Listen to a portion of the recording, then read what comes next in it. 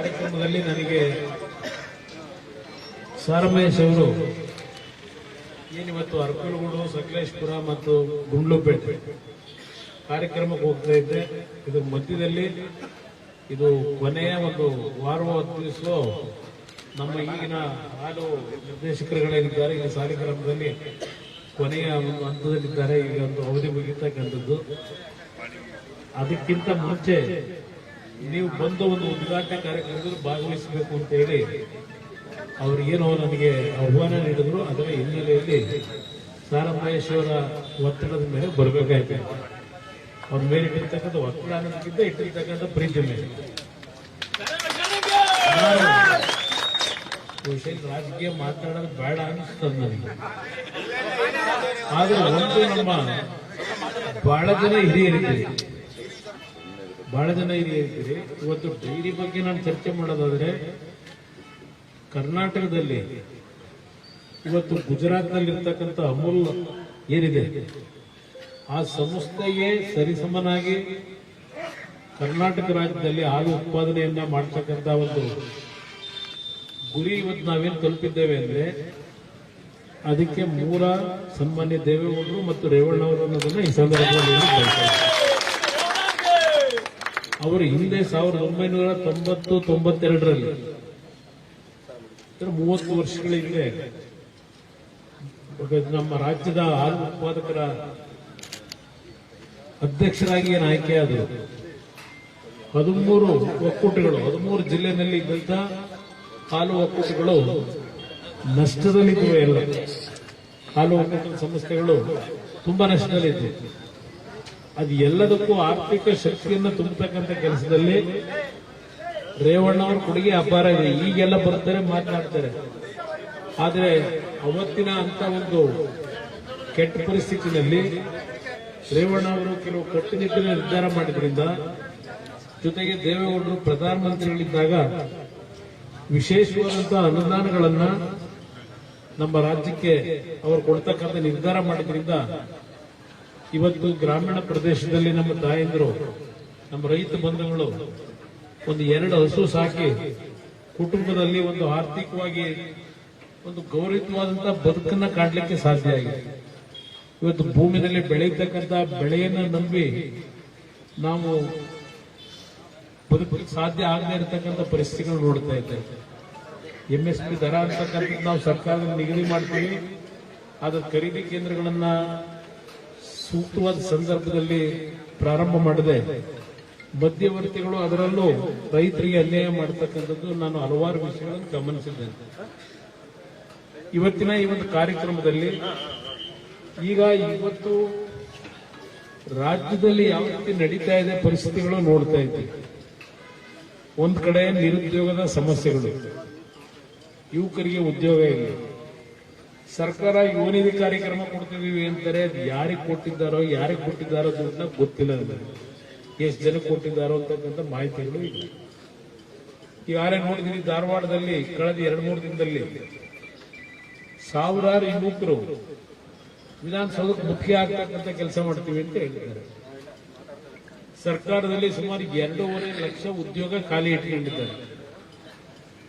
ನಮ್ಮ ಶಿಕ್ಷಣ ಇಲಾಖೆ ಒಂದರಲ್ಲೇ ಸುಮಾರು 76,000 ಉದ್ಯೋಗ ಖಾಲಿ ಇದೆ. ಟೀಚರ್ಗಳನ್ನು ಆಯ್ಕೆ ಮಾಡಬೇಕಾಗಿದೆ. 2006-07 ನಾನು ಆಕಸ್ಮಿಕವಾಗಿ ಮುಖ್ಯಮಂತ್ರಿ ಆದಾಗ ಸುಮಾರು 56,000 ಟೀಚರ್ಗಳನ್ನ, ಲೆಕ್ಚರ್ಗಳನ್ನ ನೇಮಕ ಮಾಡತಕ್ಕಂಥದ್ದು ನಾನು ಸ್ಮರಿಸ್ಕೊತೀನಿ.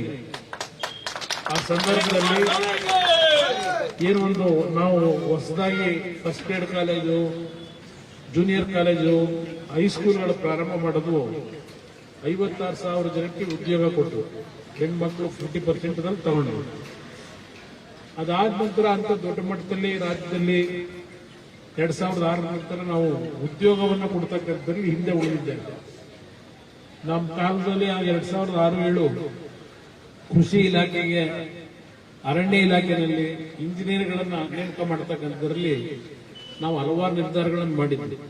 ಇವತ್ತು ಕಂಪ್ಯೂಟರ್ ಇಂಜಿನಿಯರ್ಗಳು, ಮೆಕ್ಯಾನಿಕಲ್ ಇಂಜಿನಿಯರ್ಗಳು, ಸಿವಿಲ್ ಇಂಜಿನಿಯರ್ಸ್ ಸಾಲ ಮಾಡಿ ಓದಿಸಿರ್ತೀವಿ. ಹಳ್ಳಿ ಮಕ್ಕಳು ಇವತ್ತು ಉದ್ಯೋಗ ಇಲ್ಲದೆ ಅಲಿತಾ ಇರ್ತಕ್ಕಂಥದ್ದನ್ನು ನಾನು ಸ್ವತಃ ನೋಡ್ತಾ ಇದ್ದೆ. ನನ್ನ ಹತ್ರನೇ ಒಂದು 3-4 ಸಾವಿರ BE ಕಂಪ್ಯೂಟರ್ ಮಾಡಿರ್ತಕ್ಕಂಥ ಕುಟುಂಬದ ಮಕ್ಕಳು ನನಗೆ ಅರ್ಜಿ ಕೊಟ್ಟಿರ್ತಕ್ಕಂಥದ್ದು. ನಾನೇನು ಪ್ರತಿನಿತ್ಯ ಈ ಉದ್ಯೋಗದ ವಿಷಯದಲ್ಲಿ ತಲೆ ಕೆಡಿಸಿಕೊಂಡು ಕೆಲಸ ಮಾಡಬೇಕಾಗಿದೆ. ಇವತ್ತು ಇಂಥ ಒಂದು ಪರಿಸ್ಥಿತಿಗಳು, ಆದರೆ ಸರ್ಕಾರದಲ್ಲಿ ಯಾವ ಒಂದು ವಿಷಯಗಳಿಗೆ ಆದ್ಯತೆ ಕೊಡಬೇಕು ಅಂತಕ್ಕಂಥದ್ದು ನಾವು ಕಾಣ್ತಾ ಇದ್ದೇವೆ.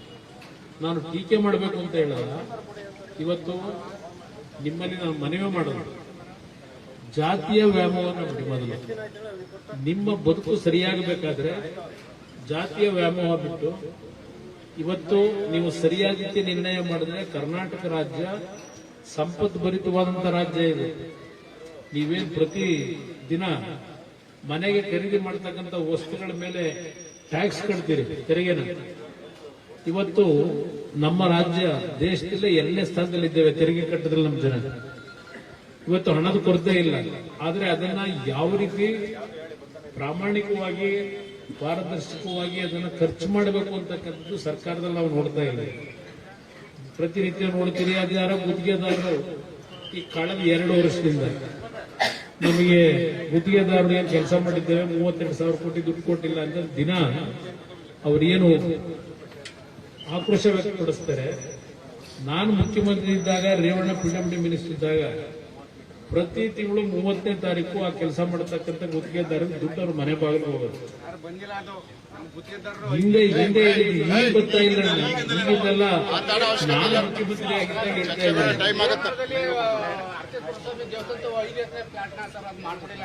ಭೂಸ್ವಾಧೀನ ಅಲ್ಲಿ ಲೋಕಲ್ ಬರ್ಬೇಕಾದ್ರೆ. ಅದರಿಂದ ಇವತ್ತು ಎಲ್ಲಾ ವಿಷಯದಲ್ಲೂ ಒಂದು ರೀತಿ ಸರ್ಕಾರ ಜನಗಳಿಗೆ ಗೌರವಯುತವಾಗಿ ಅವರ ಭಾವನೆಗಳಿಗೆ ಸ್ಪಂದಿಸ್ತಾ ಇಲ್ಲ. ನಾನು ಯಾರನ್ನೂ ಟೀಕೆ ಮಾಡ್ಲಿಕ್ಕೆ ಹೋಗಲ್ಲ, ಆದರೆ ನಾನು ನಿಮ್ಮಲ್ಲಿ ಮನವಿ ಮಾಡೋದು, ನಿಮ್ಮ ಬದುಕು ಸರಿಯಾಗಬೇಕಾದ್ರೆ ಹಳ್ಳಿಗಳಲ್ಲಿ ಇರ್ತಕ್ಕಂಥ ಸಮಸ್ಯೆಗಳಿಗೆ ಪರಿಹಾರ ದೊರಕಬೇಕಾದ್ರೆ ಸಾರಮ್ಮ ಯಶವಂತ ವ್ಯಕ್ತಿನ ನೀವು ಸೋಲಿಸಿದ ಸಾಯಿಗ್ರಾಮದಲ್ಲಿ, ಸಾಯಿಗ್ರಾಮ KR ನಗರದಲ್ಲಿ ಎಲ್ಲಾದ್ರೂ ಉಂಟಾ ಯೋಚನೆ ಮಾಡಿದ್ದೀವಿ. ನಾನು ಎಲ್ಲಾ ಸಮಾಜದವ್ರಿಗೆ ಹೇಳ್ತೀನಿ, ನನ್ನ ಜಾತಿ ಇಲ್ಲ, ನನಗೆ ನನ್ನ ಒಕ್ಕಲಿಗರು ನೀವು ಬೆಳೆಸಿರಬಹುದು, ದೇವರುಗಳನ್ನು ಬೆಳೆಸಿರಬಹುದು, ಆದರೆ ನಾವು ಎಂದೂ ಸಹ ಜಾತಿಯ ಹೆಸರಿನಲ್ಲಿ ಯಾವುದೇ ಸಣ್ಣ ಪುಟ್ಟ ಜಾತಿಗಳಿಗೂ ಅನ್ಯಾಯ ಮಾಡಿಲ್ಲ, ಎಲ್ಲರನ್ನೂ ಗೌರವಿಸಬೇಕು ಕಂಡಿದ್ದೀವಿ. ಅದರಿಂದ ನಾನು ನಿಮ್ಗೆ ಹೇಳ್ತಕ್ಕಂಥದ್ದು, ಇವತ್ತು ನಮಗೆ ಬೇಕಾಗಿರತಕ್ಕಂಥದ್ದು ಇಲ್ಲಿ ನಮ್ಮ ದಲಿತ ಸಮಾಜದ ಅಶ್ವಿನ್ ಟಿ ನರಸೀಪುರದಲ್ಲಿ ಶಾಸಕರಾಗಿದ್ದರು, ಸಲ ಸೋಲಿಸಿದ್ರು. ಇಂಥ ವ್ಯಕ್ತಿಗಳನ್ನ ಬಿಟ್ಟು ನೀವು ದಿನ ಪ್ರತಿನಿತ್ಯ ದುಡ್ಡುಡಿಯರನ್ನ ನೀವು ಮಂತ್ರಿ MLAಗಳು ಮಾಡ್ಕೊಂಡ್ರೆ ಎಲ್ಲಿಂದ ನಿಮ್ಗೆ ಕಷ್ಟ ಸುಖ ಬರ್ತಾರೆ? ಕೈ ಜೋಡಿಸಿ ಮನವಿ ಮಾಡ್ತೇನೆ. ನಾನು ಮುಖ್ಯಮಂತ್ರಿ ಆಗಲಿ ಮುಖ್ಯ ಎಲ್ಲ ಇಲ್ಲಿ ಹೋಗ್ಬೇಕು ಅಂದ್ರೆ ಹೋದ ಕಡೆ ಎಲ್ಲ ಕೂಗ್ತಾರೆ. ಗುಂಡ್ಲುಪೇಟೆ ಹೋದೆ, ಅಲ್ಲಿ ನಮ್ಮ ಒಕ್ಕಲಿಗರಿಲ್ಲ, ಅಲ್ಲೂ ಬೆಳಗ್ಗೆ 9 ಗಂಟೆಗೆ ಜನ ಸೇರಿದ್ರು, ಅಲ್ಲೂ ಕೂಗ್ತಾರೆ. ಆದ್ರೆ ಓಟ್ ಹಾಕ್ಬೇಕಾದ್ರೆ ಕುಮಾರಸ್ವಾಮಿ ಮರೆತೇ ಬಿಡ್ತಾರೆ. ಇದು ಬಂದಿರೋ ಸಮಸ್ಯೆ. ಈಗ ಸಾಲ ಮನ್ನಾ ಯಾವ ರಾಜ್ಯದಲ್ಲಿ ಮಾಡಿದ್ರು, ಎಲ್ಲಿಗೆ ದುಡ್ಡು ಮಾಡಕ್ಕೆ ಮಾಡಿ ತೋರಿಸ್ತಿಲ್ವ? ನಾನೇ ನಿಮ್ಮಲ್ಲಿ ಹೆಚ್ಚಿನ ತೆರಿಗೆ ಹಾಕಿ ಸಾಲ ಮನ್ನಾ ಮಾಡಿದ್ದಲ್ಲ. ನೀವು ಪ್ರತಿನಿತ್ಯ ಕಟ್ತಕ್ಕಂಥ ನಿಮ್ ದುಡ್ಡು ಸರ್ಕಾರದ ಖಜಾನೆ, ಅದರಲ್ಲೇ ಹೊಂದಾಣಿಕೆ ಮಾಡಿ ನೀವು ಸಾಲ ತೀರಿಸ್ಕೊಟ್ರೆ. ಅದರಿಂದ ಇದೆಲ್ಲ ಯೋಚನೆ ಮಾಡಿ. ನಮಗೆ ಸಿಕ್ಕಂತ ಅಲ್ಪಾವಧಿಯಲ್ಲಿ ರೈತರ ಪರವಾಗಿ, ದೀನ ದಲಿತರ ಪರವಾಗಿ ನಾವೇನು ಕೆಲಸ ಮಾಡಿದ್ದೇವೆ ಬಡವರ ಬಗ್ಗೆ, ಮುಂದಿನ ದಿನಗಳಲ್ಲಿ ನೀವು ಒಂದು ಒಳ್ಳೆ ಸರ್ಕಾರ ತರತಕ್ಕಂಥದ್ದಕ್ಕೆ ತೀರ್ಮಾನ ಮಾಡಿ. ನಾನು ಇರ್ತಕ್ಕಂಥ ಬೇರೆ ಸಮಾಜದ ನನ್ನ ಬಂಧುಗಳಿಗೂ ಹೇಳ್ತೀನಿ, ನಮ್ಮನ್ನ ಜಾತಿ ಮೇಲೆ ನೋಡಬೇಡಿ, ಒಳ್ಳೆ ಕೆಲಸ ಮಾಡಿದ್ದಾರ ತೀರ್ಮಾನ ತಗೊಳ್ಳಿ. ಅದರಿಂದ ಇವತ್ತೇನು ಸಾಲಿಗ್ರಾಮದಲ್ಲಿ ಈ ಒಂದು ನಮ್ಮ ನಿರ್ದೇಶಕಗಳೆಲ್ಲ ಸೇರಿ ಇಂಥ ಒಳ್ಳೆ ಭವ್ಯವಾದ ಕಟ್ಟಡ ಕಟ್ಟಿ ರೈತರಿಗೆ ಅನುಕೂಲ ಆಗ್ತಕ್ಕಂಥದ್ದಕ್ಕೆ ಒಂದು ಒಳ್ಳೆ ಕೆಲಸ ಮಾಡಿದ್ದೀರಿ. ನಮ್ಮ ಹಿರೇಗೌಡರು ಸಹ ಈ ಕಾರ್ಯಕ್ರಮದಲ್ಲಿ ಅಧ್ಯಕ್ಷರು ಭಾಗವಹಿಸಿದ್ದಾರೆ. ಇವೆಲ್ಲ ಮುಂದೆ ಕೂತ್ಕೊಂಡು ಯಾವ ರೀತಿಯಲ್ಲಿ ಈ ಒಂದು ಜಿಲ್ಲೆಯ ಅಭಿವೃದ್ಧಿಗೆ ಇವತ್ತು ಸಹ ಬಗೆಹರಿಸುತ್ತಿದ್ದು. ಹೋದ ಬಾರಿ ಸಮಸ್ಯೆ ಆದಾಗ ನಾನೇ ನಮ್ಮ ಪಿಯೂಷ್ ಗೋಯಲ್ ಅವರು ಕೇಂದ್ರದ ಮಂತ್ರಿಗಳನ್ನ ನಿಮ್ಮನ್ನು ಕರ್ಕೊಂಡು ಒಂದು ವಿನಿಯೋಗನ ಕರೆಸ್ಕೊಂಡಿದ್ದೆ. ನಾನು ಅವತ್ತಿನ ಸಮಸ್ಯೆಗಳ ಬಗೆಹರಿಸಿಕೊಟ್ಟಿದ್ದೆ. ಈಗಲೂ ಸಹ ಖರೀದಿ ಮಾಡೋದನ್ನ ನಿಲ್ಲಿಸ್ಬಿಟ್ಟಿದ್ರು. ನಾನು ಪುನಃ ಮತ್ತೆ ಮಾತನಾಡಿ ಈ ಸಮಸ್ಯೆಗಳನ್ನು ಬಗೆಹರಿಸಿದೆ. ಅದರ ಇವತ್ತು ರೇಟು 270-260 ರೂಪಾಯಿ ಇಳಿದಿದೆ ಅಂತಕ್ಕಂಥದ್ದು ಏನಿದೆ, 320-340 ಇದ್ದಿದ್ದು ಅದನ್ನ ಸರಿಪಡಿಸ್ಕೊಡಿ, ರೇಟನ್ನ ನಮಗೆ ತೊಂದರೆ ಇವತ್ತು ಕಡಿಮೆ ಆಗಿರ್ತಕ್ಕಂಥದ್ದು ರೈತರಿಗೆ ಅನಾನುಕೂಲ ಆಗಿದೆ ಅಂತಕ್ಕಂಥ ಹೇಳಿದ್ವಿ. ಪಿಯೂಷ್ ಗೋಯಲ್ ಅವರು ಕೇಂದ್ರದ ಕಾಮರ್ಸ್ ಮಿನಿಸ್ಟರ್ ಏನಿದ್ದಾರೆ, ಇವತ್ತು ವಿಶ್ವದಲ್ಲಿ ಈ ಒಂದು ಅಮೆರಿಕ ದೇಶದಲ್ಲಿ ತಾರೀಫನ್ನ ನಿಗದಿ ಮಾಡತಕ್ಕಂಥ ನಿಟ್ಟಿನಲ್ಲಿ ಸ್ವಲ್ಪ ಗೊಂದಲಗಳೇನಿದೆ. ಇವತ್ತು ದೇಶದಲ್ಲಿ ಬೇರೆ ಬೇರೆ ದೇಶದ ಜೊತೆ ಸಂಬಂಧಗಳನ್ನು ಬೆಳೆಸ್ತಕ್ಕಂಥದ್ರಲ್ಲಿ ನಮ್ಮ ಒಂದು ಉತ್ಪಾದನೆ ಆಗ್ತಕ್ಕಂಥ ನಮ್ಮ ದೇಶದ ಉತ್ಪಾದನೆಯನ್ನ ಬೇರೆ ದೇಶಗಳಿಗೆ ಮಾರಾಟ ಮಾಡತಕ್ಕಂಥ ನಿಟ್ಟಿನಲ್ಲಿ ಏನು ಹಲವಾರು ರೀತಿಯ ಒಪ್ಪಂದಗಳಾಗ್ತಾ ಇದೆ. ಅದರಲ್ಲಿ ಪಿಯೂಷ್ ಗೋಯಲ್ ಅವರು ಸ್ವಲ್ಪ ಬ್ಯುಸಿ ಇರೋದ್ರಿಂದ ನಾನು ಕಳೆದ 8 ದಿವಸಗಳಿಂದ ಅವ್ರನ್ನ ಭೇಟಿ ಮಾಡೋಕೆ ಪ್ರಯತ್ನ ಪಟ್ಟಿದ್ದೀನಿ. ನನಗೆ ಗೊತ್ತಿದೆ ಇವತ್ತು ನಮ್ಮ ರೈತರು ಯಾವೊಂದು ನೋವಿನಲ್ಲಿದ್ದೀರಿ, ಬೆಲೆ ಇಳಿಕೆ ಆಗಿದೆ ಅಂತೇಳಿ ಸರಿಪಡಿಸ್ಕೊಡ್ಬೇಕು ಅಂತೇಳಿ ಪ್ರಯತ್ನ ಏನ್ ಪಡ್ತಾ ಇದ್ದೇನೆ. ಇನ್ನೊಂದು 1ನೇ ತಾರೀಕು ನಾನು ಡೆಲ್ಲಿಗೆ ಹೋಗ್ತಾ ಇದ್ದೀನಿ. ಆ ಸಂದರ್ಭದಲ್ಲಿ ಚರ್ಚೆ ಮಾಡಿ ಇವತ್ತು ರೈತರಿಗಾಗಿರ್ತಕ್ಕಂಥ ಈ ಬೆಲೆ ನಷ್ಟದ ಬಗ್ಗೆ ಚರ್ಚೆ ಮಾಡಿ ಸರಿಪಡಿಸ್ಕೊಡ್ಲಿಕ್ಕೆ ಪ್ರಾಮಾಣಿಕವಾಗಿ ನಿಮ್ಮ ಜೊತೆ ಇದ್ದೇನೆ. ಯಾಕೆಂದ್ರೆ ಹೊಗೆ ಸೊಪ್ಪನ್ನ ಬೆಳೀತಕ್ಕಂಥ ನಮ್ಮ ರೈತರ ಪರವಾಗಿ ಯಾರಾದರೂ ಕಳೆದ 30-40 ವರ್ಷದಿಂದ ಧ್ವನಿ ಎತ್ತಿ ನಿಮ್ ಪರವಾಗಿ ನಿಂತಿದ್ದು ಸನ್ಮಾನ್ಯ ದೇವೇಗೌಡರು ಒಬ್ಬರೇ, ಇನ್ಯಾರು ನಿಲ್ಲಿಲ್ಲ.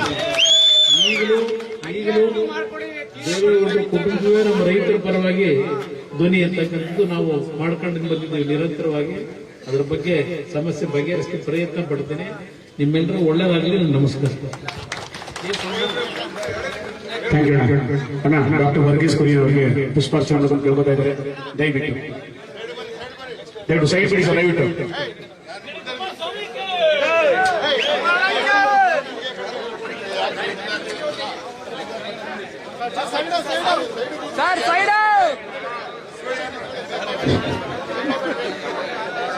ಈ ದಿನ ಈ ಕಾರ್ಯಕ್ರಮದ ಕೇಂದ್ರ ಬಿಂದುವಾಗಿರ್ತಕ್ಕಂಥ ನಮ್ಮ ರಾಜ್ಯ ಕಂಡ ಮಣ್ಣಿನ ಮಗ ಎಚ್.ಡಿ. ದೇವೇಗೌಡ ಸಾಹೇಬ್ರವರ ಮಗ ಸುಪುತ್ರರಾದಂಥ ಎಚ್.ಡಿ. ಕುಮಾರಸ್ವಾಮಿ ಸಾಹೇಬ್ರವರು ಈಗ ವರ್ಗೀಸ್ರವರಿಗೆ ಪುಷ್ಪಾರ್ಚನೆ ಮಾಡುವ ಮೂಲಕ ಈ ಕಾರ್ಯಕ್ರಮನ ತುಂಬಾ ಚೆನ್ನಾಗಿ ಯಶಸ್ವಿಯಾಗಿ ಮಾಡ್ಕೊಳ್ತಾ ಇದ್ದಾರೆ. ಹಾಗೂ ಈ ಕಾರ್ಯಕ್ರಮಕ್ಕೆ ನಮ್ಮ ಈಗ ಮೈಸೂರು ಹಾಲು ಒಕ್ಕೂಟದ ಒಂದು ಸನ್ಮಾನ ಅಣ್ಣವರಿಗೆ ಅಂತ ಹೇಳ್ತಾ ಅಧ್ಯಕ್ಷರು ಅಮ್ಮಶಂಕರ್ ಹಾಗೆ ನಮ್ಮ ATS ಅಣ್ಣ ಹಾಗೆ ಎಲ್ಲ ಡೈರೆಕ್ಟರ್ಗಳ ಪರವಾಗಿ ನಮ್ಮ ಮೈಸೂರು ಹಾಲು ಒಕ್ಕೂಟದ ಸಂಸ್ಥೆ ಪರವಾಗಿ ಪ್ರೀತಿಯ ಒಂದು ಸನ್ಮಾನ ಮಾಡ್ತಿದ್ರೆ ಚಪ್ಪಾಳೆ ಮಾಡುವಳೆ ಅಣ್ಣವರಿಗೆ ಅಂತ ಹೇಳ್ತಾ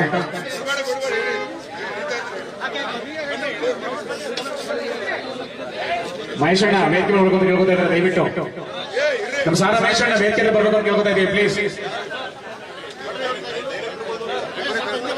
ನಮ್ಮ ಸ್ವಲ್ಪ ಜಾಗ ವ್ಯವಸ್ಥೆ ಮಾಡಿ, ಅಲ್ಲಿ ಸೌಟ್ ಇದೆ, ಸ್ವಲ್ಪ ದೂರ ಹೋಗಿ ಸರ್ ಪ್ಲೀಸ್. ಹಾಗೆ ನಮ್ಮ ಸಾರ ಮಹೇಶಣ್ಣ ವೇದಿಕೆ ನೋಡ್ಕೊಂಡು ಕೇಳ್ಕೊತೀವಿ. ಅಣ್ಣ ಕಳೆದ ಚುನಾವಣೆಯಲ್ಲಿ ಮಾಡಿದ ತಪ್ಪನ್ನ ಜನ ಈ ಸರಿ